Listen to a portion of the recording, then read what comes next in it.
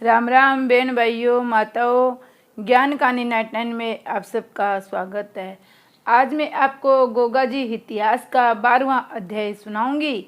इसमें गुरु गोरखनाथ जी अपने गुरु मच्छिंद्रनाथ जी को ले जाने के लिए तैयार हो गए हैं और माता मैनाकनी भी उसको 6 महीने का समय मांगती है। अब सज्जनों, 6 महीने बीत चुके हैं। सज्जन सुख चैन हो तो 6 महीने की अवधि बीतने में क्या देर लगती है। जो जो विदाई के दिन घटते जाते थे त्यों तो मैनाकनी रानी की उदासी बढ़ती जाती थी।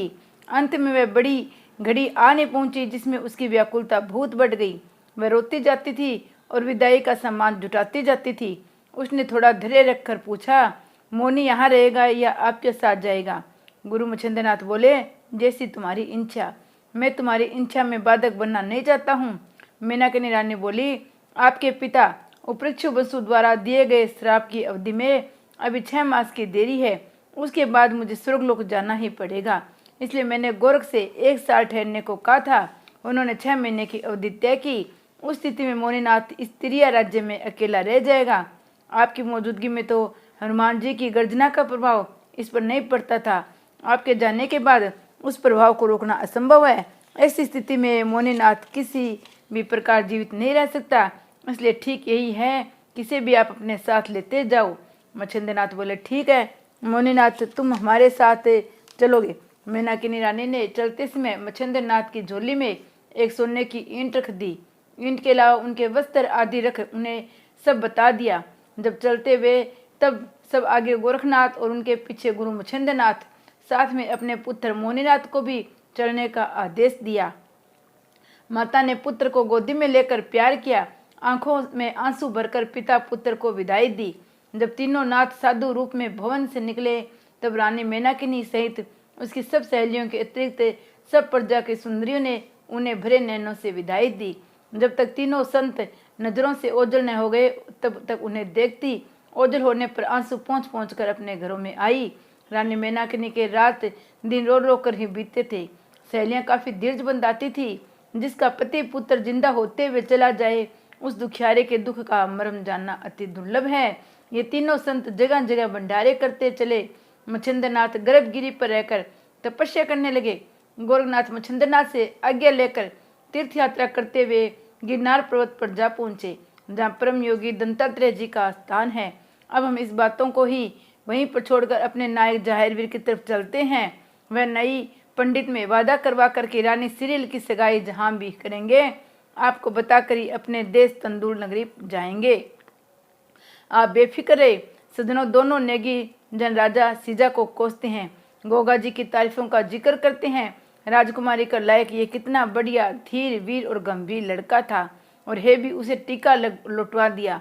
अब राजा सीजा को ऐसा राजकुमार भी इनका जवाई बनाना ना चाहिए जिसे राजा सीजा को जन्म भर बेचैन रहे। जीवन भर नाई पुरोहित के अपमान की बात याद कर करके पश्चाताप किया करी। ये अपने धीर मन में कई राज्यों में घुसे और अच्छे लड़कों को अपने हृदय की जलन शांत करने के कारण त्याग दिया। कई राज्यों में घूमते घूमते अंत में आमेर नरेश महाराजा हरि सिंह के दरबार में जा पहुंचे। नेगियों ने महाराजा हरि सिंह ने से अपने आने का कारण बताया। राजा हरि सिंह ने जो उनका कुरुपुत्र था उसे बुलाकर पंडित नाई के सामने खड़ा करके बोले कि हमारे ये कुंवारा राजकुमार सिर्फ यही है।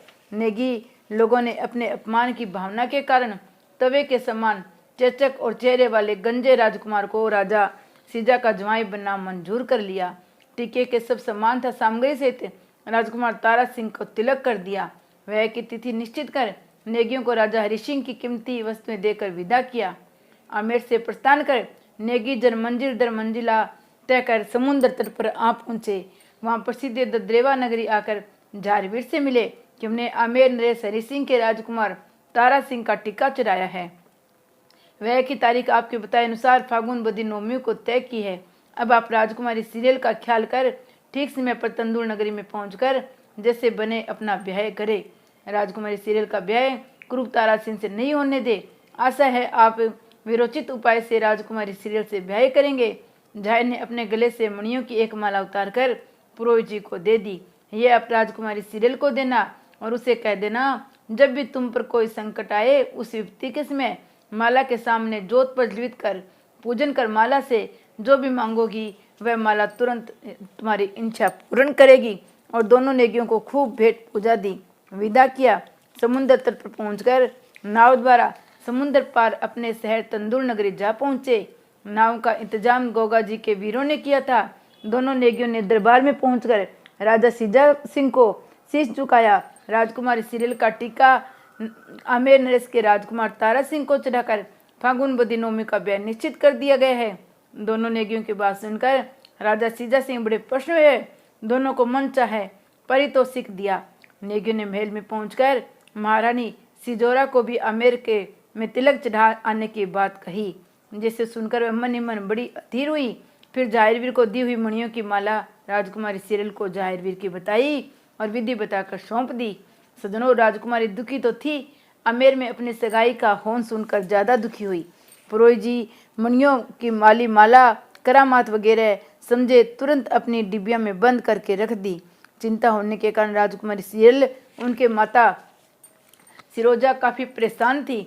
इधर जाहिरवीर परेशान थे कि टीका लौट जाने से पहले मेरी सगाई क्यों तो हुई और पीछे क्यों छूट गई। इसे नायब पुरोहित की तो बात कोई चाल नहीं है, ये राजा सीजा सिंह का सारा दोष है। टीका क्यों वापिस गया, कब गया, धद्रेवा नगरी में किसी को भी मालूम नहीं था। किंतु अच्छी बात एक बात छिप भी जाती है, परंतु बुरी बात छिपाए नहीं छिपती है। किसी ने ठीक ही कहा है, नेकी 9 कोस बुराई 100 कोस। यानी ये सारा रहस्य किसी प्रकार का छल कपटिन के बेटे अर्जुन सर्जन को भी मालूम पड़ गया और गोगा की सगाई छुटकर आमेर नरेश के राजकुमार तारा सिंह को वह टीका चढ़ गया है। वह अपने मन ही मन में बड़े प्रसन्न थे। आहिस्ते आहिस्ते अपने इष्ट मित्रों के भी कान में बात पहुंचा दी कि जाहिर से न कहना कि उसकी सगाई छूट गई है। नरसिंह, पंडित व भज्जू कोतवाल सभी को बताकर अपने को जी तसल्ली दी। गोगावीर ने जब इन मित्रों से कोई पूछता तो वह बड़े दुखी हो जाते, उन्हें कोई उत्तर देते न बनता। जब उनकी रुचि खेलकूद से खत्म हो गई, उनका ध्यान इन दिनों सीरियल की तरफ लगा हुआ था। मुझे किस प्रकार कार्य करना चाहिए, इसी धुन में अपना समय गुजारते थे। एक दिन खेल खेल में सर्जन ने ताना मारा, जाहिर तुम खेल में हार जाने पर भी धांधले बजाते बाजी करते हो। तुम्हें अपनी वीरता का बड़ा ही अभिमान है। वीरता ही दिखानी है तो तंदूर नगरी में जाकर दिखाओ, जिन्होंने तुझसे टीका लुटवाकर आमेर के तारा सिंह को चढ़ा दिया है। तेरे उजाड़ेपन के कारण ही बागर देश की गद्दी की बेइज्जती हुई है, जिसके कारण हमारा सारा परिवार दुखी है। तुमने हम लोगों की गर्दन उठाकर चढ़ने के काबिल भी नहीं छोड़ा है। अपने भाई सर्जन की बात सुनकर जाहिरवीर बड़े बेचैन हुए, जिसे उनके हृदय को किसी ने मुक्का मारकर झकझोर डाला हो। वो खेल छोड़कर दद्रेवा नगरी के तरफ रवाना हो गए। सज्जनों, ये खेल गेंद बल्ले का था। उन्हें चिंता के कारण रास्ता चलना दूभर हो गया। एक तो सर्जन का ताना, दूसरी सगाई टूट जाना, तीसरे सीरियल का प्यार। तीनों ही संताप मिलकर एक साथ सता रहे थे। अपने मालिक की ऐसी दशा देखकर रास्ते में नीला घोड़ा बोला, गुरु भाई, चिंता करने से भी किसी के दुख दूर हुए हैं, कुछ उपाय करना चाहिए। नीले की बात सुनकर जाहिरवीर दुखी होकर बोले, भाई नीले, इस सीरियल के प्रेम ने मेरा जीना दूभर कर दिया है। पता नहीं वह निष्ठुर हो गई है या बेबस है। उसे न मेरी कोई खबर ली, न कोई अपनी खबर दी है। मैंने तो उसे खबर देने के लिए मणिमाला भेजी थी। बुढ़िया नाग उस माला का रूप धारण किए था, उसके द्वारा भी कोई खबर न भिजवाई। मेरा ख्याल है उसे गले में पहनने के बजाय सीरियल ने अपने जेवर के डिब्बे में बंद करके रख दिया है, जिससे बुढ़िया नाग कैदी बनकर बेबस बंद पड़ा होगा। अगर वह कैद में न पड़ा होता तो कोई खबर जरूर मिल जाती।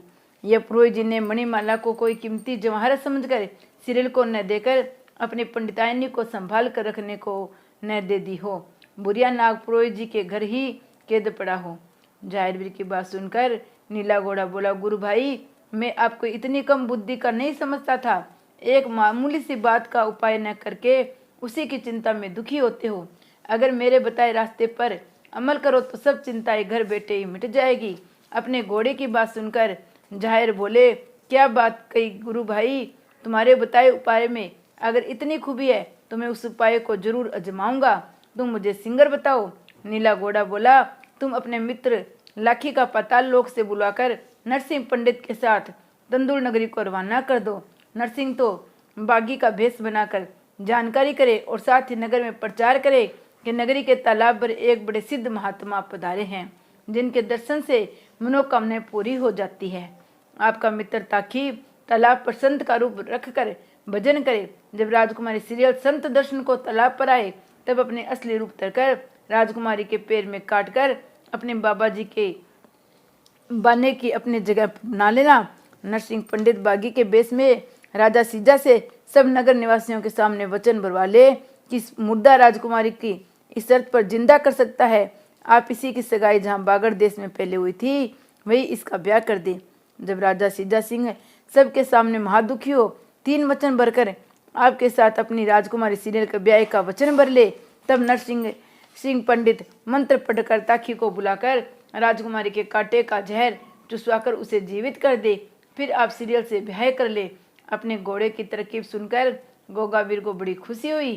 तुरंत ही गोरख गुरु का स्मरण कर ताकी नाग को याद किया। याद करते ही ताकी अपने वचनों को याद कर तुरंत ही जाहिरवीर को पातालपुरी से आनकर अपना शीश झुकाकर बोला, आज्ञा करे, जिस कार्य के कारण मुझे याद किया गया है। गोगावीर ने नरसिंह पंडित को बुलाकर अपने नीले घोड़े वाली योजना समझा दी। तुम दोनों राजा सीजा की नगरी पहुंचकर मेरी बताई योजना पूरी हो जाने पर यहाँ आकर मुझे खबर देना। सज्जनों, जाहिरवीर की योजना भली प्रकार समझ दोनों मित्र तंदुल नगरी की ओर रवाना हो गए।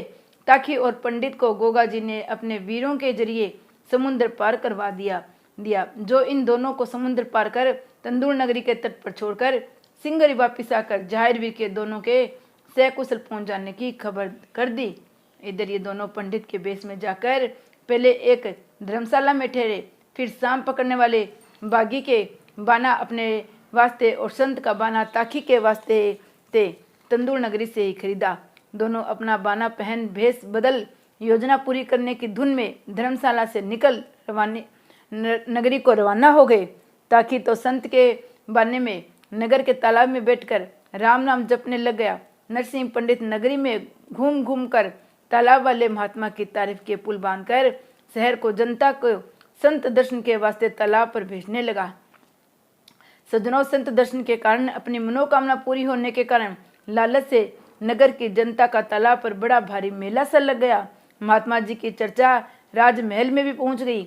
राजकुमार सीरियल के कानों में जब ये खबर पड़ी कि हमारे नगर के तालाब पर बड़े पहुंचे हुए संत विराजमान है, जो दुखियों के दुख से छुड़ा उनकी मन इच्छा की पूर्ति करते हैं, तो वह फूली न समाई।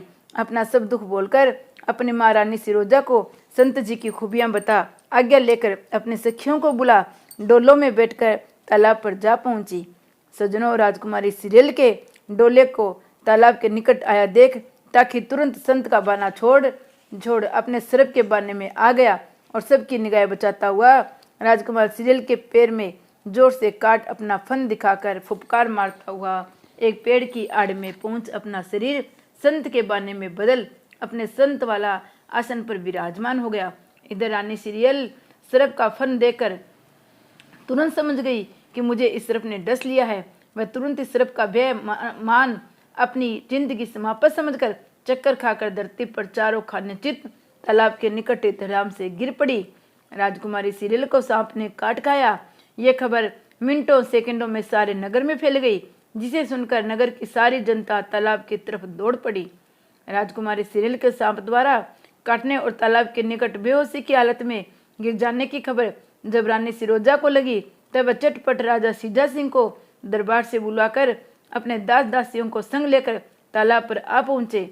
अपनी बेटी की हालत देख, जिसके मुंह से सफेद झाग निकले थे, राजा सीजा सिंह ने तुरंत ही शहर पनाए के नामी ग्रामी बागी बुलवाए, मगर ताकि जैसे जालिम नाग पर उनका कोई बस नहीं चला।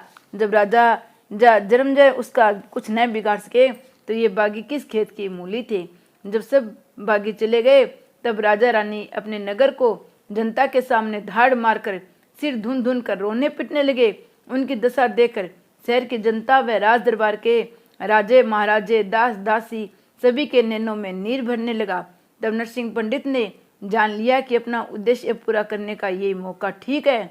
वह लोगों की भीड़ को हटो बचो करता हुआ राजकुमारी सीरियल के निकट आकर उसने राजकुमारी की हालत देखकर तीक्ष्ण वाणी में राजा सीजा सिंह से कहा, आपकी कन्या के सारे शरीर में विष फैल गया है, फिर भी मैं इसे ठीक कर सकता हूँ। सारी जनता इसे बागी रूपधारी आगंतुक का मुंह देखने लगी। महाराजा सीजा सिंह कातर स्वर में बोले, अगर आप मेरी बेटी की अच्छा कर दोगे तो मैं मुंह मांगा पुरस्कार दूंगा। मुझे इसका अच्छा होने की खुशी में अपना आधा राजपाट देने में भी इनकार नहीं है। मैं पुत्रहीन होने के नाते तुम्हें संपूर्ण राज्य का उत्तराधिकारी भी बना दूंगा। आप किसी भी तरह से मेरी बेटी को अच्छा कर दो, मुझे अपनी शर्त मंजूर है। नरसिंह पंडित अपने वाणी वेश में बोले, राजन, कहने और करने में बड़ा अंतर है। जो विद्वान और कलाकार होते हैं उन्हें इस राजपाट का क्या मोह है। लक्ष्मी तुम्हारे पीछे दौड़ लगाती है। अपनी विद्या का मूल्य अगर इस प्रकार इकट्ठा करे तो चक्रवर्ती नरेश बन गए होते। हम तो निस्वार्थ जनता की सेवा करते हैं, जिसे भगत जो वचन देते हैं उसे जी जान से पूरा करते हैं। अगर आप मुझे मन चाहे वस्तु, किसी की मन इच्छा पूर्ण करने का वचन दोते, मैं राजकुमारी का इलाज करूं। मुझे अपने लिए कुछ भी नहीं चाहिए। हम तो दुख दूर करने को पैदा हुए हैं, किसी का दुख दूर करने के लिए मैं वचन से बंधा हुआ हूँ। इस प्रकार नरसिंह का भाषण सुनकर राजा सीजा सिंह को धीरज बंधा कि ये बड़ा त्यागी सज्जन है, जिसने मेरे आधे राजपाट को भी ठुकरा दिया और इस गरीबी की हालत में भी अपनी विद्या के बल पर दुख दूर करने की समान चक्रवर्ती राज्य तक की तुच्छ समझता है। अपने लिए कुछ न मांगकर पर दुख के कारण मुझसे वचन मरवाता है। ऐसे पर दुख हरण महात्मा को वचन देने में के सिवा फायदे के हानि कुछ नजर नहीं आती।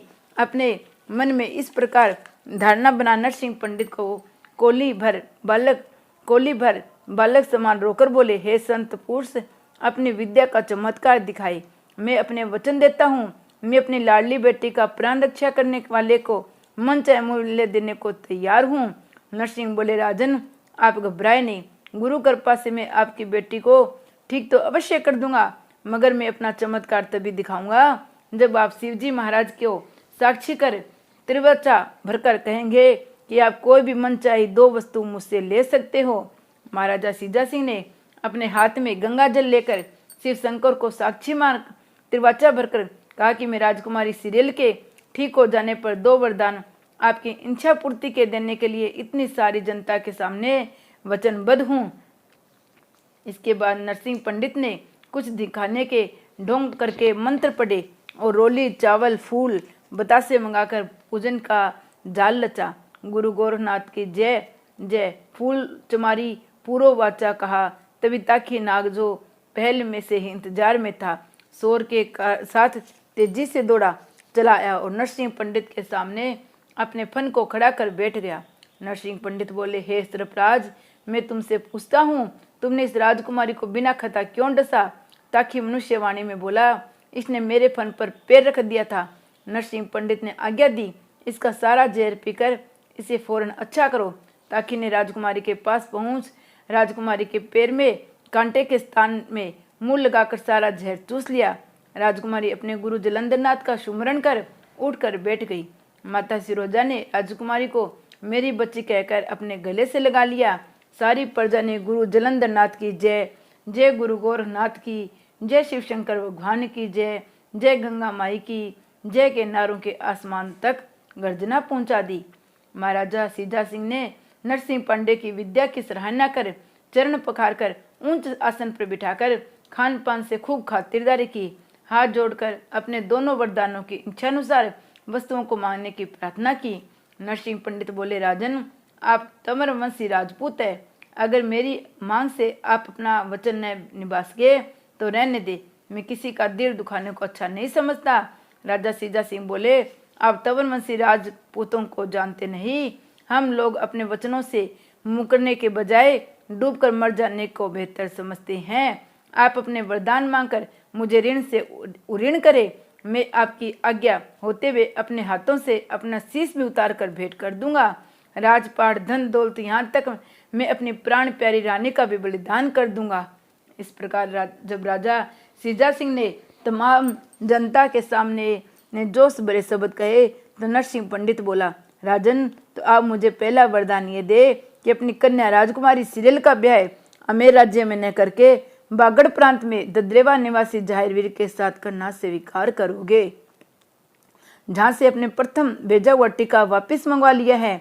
बागड़ में लगन पत्रिका भिजवा दी। आप अमेर वालों को भी मना न करें जो बल में वीर बलवान होंगे वही दुल्हन को ले जाएंगे। आप दोनों को रण कौशल देकर जीतने वाले की गर्दन में वरमाला डलवा दे। नरसिंह पंडित के जोशीले शब्द और बागड़ का नाम सुनकर राजा सीजा सिंह तिलमिला गए, परंतु अपने वचन के बंधन को नगर की तमाम जनता के सामने तोड़ने की हिम्मत न कर सका और बागड़ लगन भेजना स्वीकार कर लिया। अब दूसरा वरदान भी मांगने की प्रार्थना की। नरसिंह बोले, दूसरा वरदान किसी दूसरे समय पर जब उपयुक्त समझूंगा मांग लूंगा, तभी तो हम आपके अतिथि बनकर यहाँ आए हैं। राजा सीजा सिंह नरसिंह को नमस्कार कर दरबार में आ विराजे। राजा सीजा सिंह को जाने के बाद जन समुदाय भी वहां से हट गया। राजकुमारी सीरियल अपनी माँ सिरोजा के साथ अपनी सहेलियों को विदा कर महल में आ पहुंची। नरसिंह पंडित मनुष्य रूप में ताकि नाग दोनों अतिथि शाला में जाकर आराम करने लगे। राजा मंत्रीगण व रानी सिरोजा से सलाह करके बागड़ देश लगन भेजने के प्रबंध में लग गए।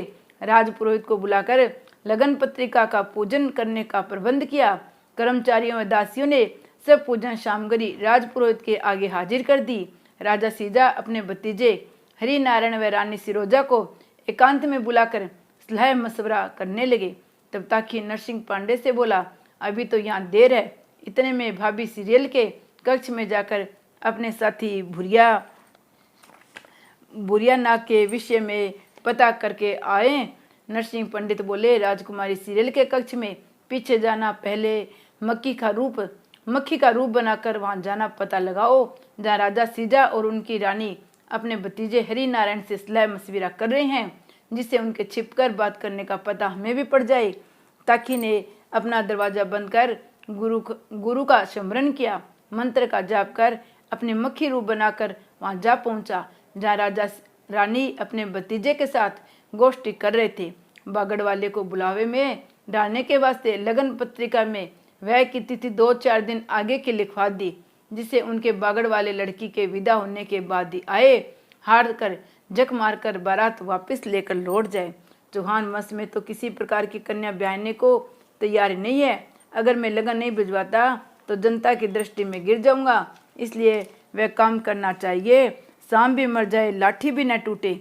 राजा सीजा सिंह की वार्ता सुनकर रानी सिरोजा बेचैन हो गई और मन ही मन ईश्वर से प्रार्थना करने लगी, भगवान राजा को सुमति प्रदान करो कन्या को इच्छा तो बागड़ में ब्याह करवाने की थी, 3.5 फेरे हो चुके हैं। मेरे सीरियल क्षत्रिय वंश की कन्या है, अपनी जान दे देगी, पर बागड़ के राजकुमार के अलावा दूसरी जगह ब्याह नहीं करवाएगी। इधर तो रानी सिरोजा इस प्रकार सोचा फिक्र में डूबी थी, उधर ताकि मक्खी बनकर राजा की बात गौर से सुन और समझ रहा था। रानी सिरोजा उनके भतीजे ने राजा सीजा सिंह हर तरह से समझाए, अपने वचन अनुसार ब्याह बागड़ में ही करना चाहिए, मगर राजा ने अपनी जिद के सामने उनकी एक न मानी। राजा पुरोहित से कहकर लगन पत्रिका की तिथि अगली बार बदलवा दी। राजा पुरोहित से गलत लगन पत्रिका तैयार करवाई। उन्होंने विचारा, जब तक बागड़ वालों की बारात आएगी, सीरियल अपनी राजकुमारी आमेर पहुंच चुकी होगी। इसी समय राजा के प्रधानमंत्री ने कक्ष में आकर कहा, पुरोहित जी ने कहा है लगन की दूसरी समस्त सामग्री एकत्रित हो चुकी है, अब आपके पधारने की देरी है। प्रधानमंत्री इतना कहते ही तीनों प्राणी कक्ष के बाहर निकल आए और मक्खी बना ताकि भी उड़कर नरसिंह पांडे के सामने पहुंचकर राजा रानी की वार्ता से नरसिंह पंडित को आगाह किया। बागड़ वालों को धोखा देने के लिए लगन पत्रिका में तिथि गलत लिखी जाएगी। ये नरसिंह पंडित को होशियार कर आप तो मक्खी का रूप में राजकुमारी सीरियल के कक्ष में जा पहुंचा। राजकुमारी का वेश धारण कर राजकुमारी सीरियल को भाभी कहकर नमस्कार किया। बागड़ के जायवी ने में भेजा है, उन्होंने पुरोहित जी के हाथ से मणिमाला आपके पास भेजी थी। जब भी कोई संकट पड़े, जोत प्रज्वलित जो भी तुम इस माला से कहोगी, तुम्हारा हुक्म बजाएगी। सो आपने तो माला द्वारा कोई राजी खुशी की खबर भी नहीं भिजवाई। क्या पुरोहित जी ने उस मणिमाला का अपने पास कीमती चीज रखकर समझ कर रख लिया? आपने तो माला होते हुए अपने पति जाहिरवीर की कोई खबर नहीं दी, इसका क्या कारण है? ताकि राजकुमार की बात सुनकर सीरियल बोली, जब से बागड़ देश से मेरे पिताजी ने टीका मंगवा कर मेरी सगाई आमेर भिजवाई है, मेरा दिमाग पागलों जैसा हुआ है। मैं जाहिरवीर की अधब्याही नारी किसी दूसरे के साथ कैसे ब्याह करवा सकती हूँ? पिताजी की जिद है, मैं चौहानों में अपनी बेटी नहीं ब्याहूंगा। मैं जब अपने पिता के के जिद्दी स्वभाव से परेशान थी। तब पुरोहित जी ने आमेर से लौटते समय माला दी थी। उन्होंने क्या कहा मैं चिंता के कारण कुछ भी समझ न पाई।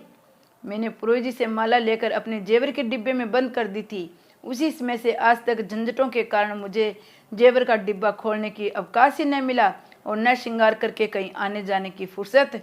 इतना कहकर उसने ताकि राजकुमार के सामने जेवर का डिब्बा खोल वह मणिमाला उन्हें पकड़ा दी। इधर बुढ़िया नाग ने ताकि को पहचान कर कहा, तुमने मुझे यहाँ आकर कैसे रिहा करवाया, मैं इसका बदला कैसे उतारूंगा। गोगा जी व राजा वासुकी वगैरह सब हमारे साथी प्रसन्न थे। ताकि ने कहा, सब मौज में है, अब तुम भी राजकुमार का वेश बनाकर भाभी शिरेल को नमस्कार करो, जिसमें वे फिर तुम्हें तुम्हारे डिब्बे में बंद करने के लिए न मांगे। ताकि के कहने से बुढ़िया नाग भी रानी शिरेल के सामने अपनी काया पलटकर खूबसूरत राजकुमारी बन गया और उसने भाभी जी को नमस्कार कर राजकुमारी शिरेल से कहा, अब तो आप मुझे अपने डिब्बे में बंद कर भूखा तो नहीं मारोगी।